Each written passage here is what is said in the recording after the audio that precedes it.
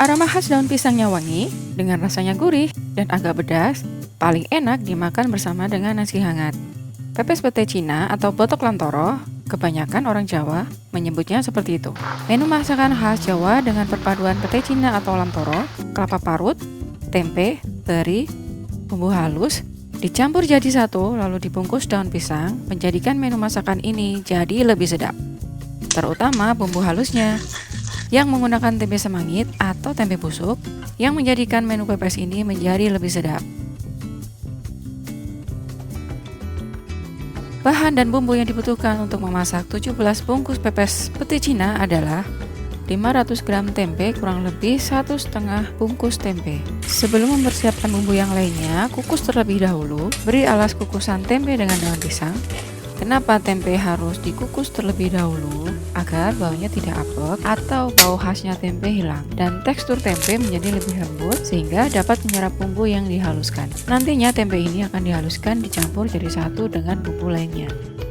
3 bungkus tempe busuk atau tempe semangit kurang lebih 300 gram. Opsi tempe ini bisa kamu tambahkan tahu juga sebagai campurannya, tapi dikukus terlebih dahulu agar tidak apek. Kukus tempe kurang lebih membutuhkan waktu 15-20 menit agar memiliki hasil yang matang. 700 gram pete Cina atau lamtoro. Di beberapa daerah, pete Cina ini juga disebut sebagai lamtoro, kempelandingan, atau pete selong. Buah pete Cina atau lamtoro biasanya berbentuk bulat atau lonjong dengan ukuran 2-3 cm dan berwarna hijau ketika masih muda dan berubah menjadi kuning atau coklat saat matang. Pete Cina atau lamtoro biasanya dimakan dalam keadaan mentah sebagai lalapan atau setelah direbus, dikukus dan sering digunakan dalam menu makanan botok sehingga dijadikan tempe. Selain digunakan dalam makanan, manfaat pete Cina banyak sekali bagi kesehatan. Cara pengupasannya pun mudah. Pilih ujung atau pangkal buah pete Cina, sobek kulit bagian ujungnya, temukan sisi-sisi kulit yang menempel, tarik, belah menjadi 2 bagian. Keluarkan biji-biji di dalamnya, lakukan hingga habis lalu sisihkan.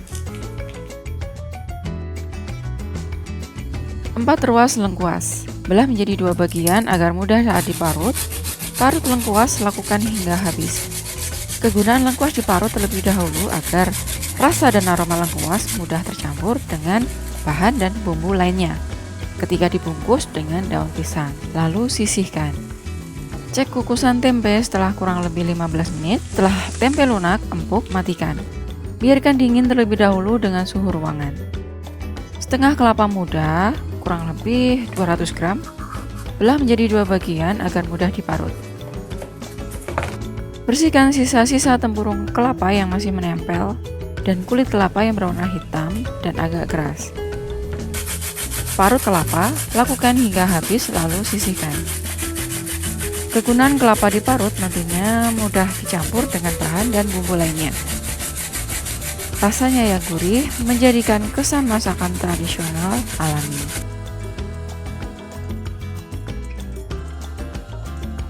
Untuk bumbu yang dihaluskan, 7 siung bawang putih, 12 siung bawang merah, 4 cabai keriting, potong-potong ukuran kecil agar mudah dihaluskan,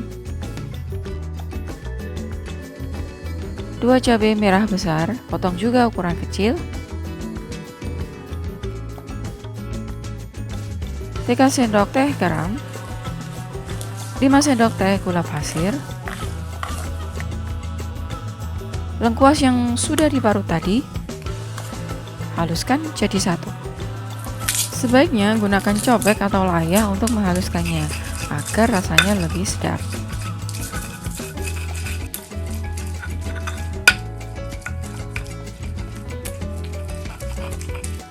Setelah bumbu halus tercampur merata, sisihkan. Setelah tempe yang dikukus tadi dingin, 3 bungkus tempe semangit dan setengah potong tempe biasa, potong-potong agar mudah dihaluskan. Haluskan. Campur jadi satu dengan bumbu yang sudah dihaluskan.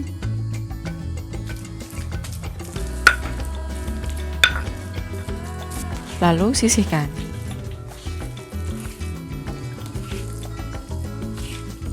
Untuk bahan yang harus dipotong-potong, 4 cabai hijau besar, rasanya tidak terlalu pedas tapi kaya akan serat, yang jika dikonsumsi dengan porsi cukup bisa membantu meningkatkan kesehatan saluran pencernaan. Potong-potong serong ukuran kecil, lalu campur bersama dengan kelapa parut. 1 genggam daun melinjo muda kurang lebih 60 gram. Daun melinjo ini juga bisa dijadikan sebagai sayuran, tapi jangan yang tua, ambil yang ujung daun yang masih muda. Karena mengandung serat dan kaya akan antioksidan yang berguna untuk menangkal radikal bebas yang dapat menimbulkan berbagai macam penyakit pada tubuh manusia. Buang tangkai daun yang keras pada ujung daun, potong-potong ukuran kecil sesuai selera. Lalu campur dengan kelapa parut dan cabai hijau. Lakukan hingga habis lalu sisihkan. 1 genggam ikan teri kurang lebih 60 gram yang sudah dicuci bersih. Campur jadi satu dengan kelapa parut, cabai hijau, dan daun melinjo. Opsi ini bisa kamu ganti atau berkreasi dengan ebi atau udang kecil, ikan, telur, ayam, jamur, dan sebagainya. 1 papan tempe yang sudah dikukus tadi kurang lebih 300 gram. Potong-potong tempe ukuran dadu, lalu campur dengan bahan lainnya. Opsi ini bisa kamu tambahkan tahu sesuai selera.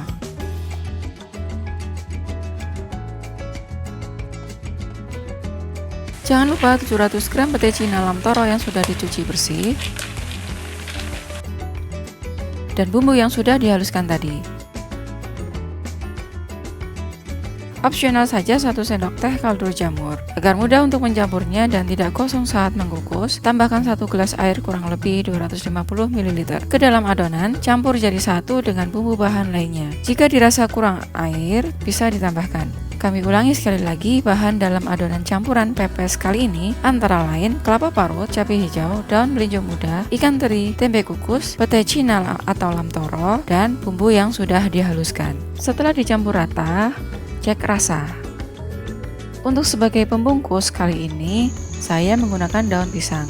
Selain lebih alami, juga bisa memberikan aroma khas pada makanan yang dibungkus. Sebaiknya gunakan jenis daun pisang produk. Selain daun yang dihasilkan mempunyai tekstur yang bagus, juga daunnya lentur, tidak mudah robek, dan menghasilkan bau yang harum, dan khas bila dipakai untuk membungkus makanan. Bersihkan daun pisang, lap debu yang menempel pada daun pisang. Jika menginginkan daun pisang lentur, setelah dipetik, daun pisang bisa dijemur di bawah sinar matahari. Tapi jangan terlalu lama, kurang lebih 15 menit saja.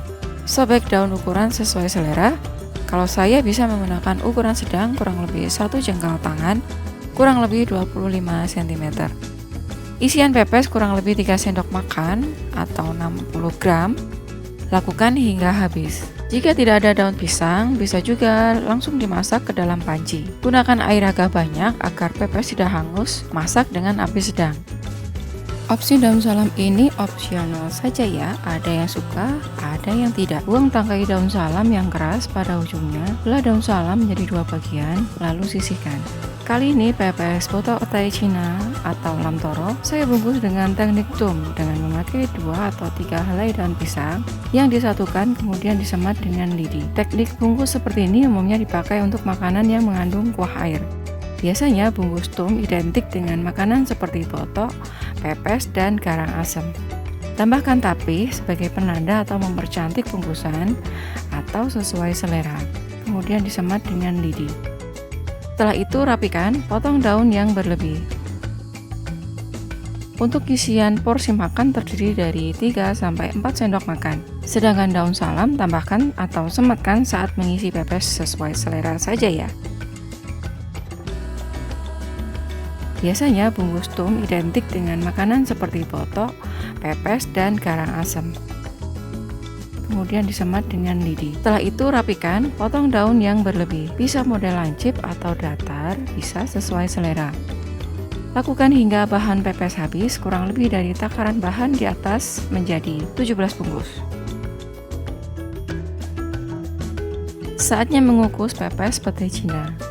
Panaskan air. Letakkan saringan untuk kukusan.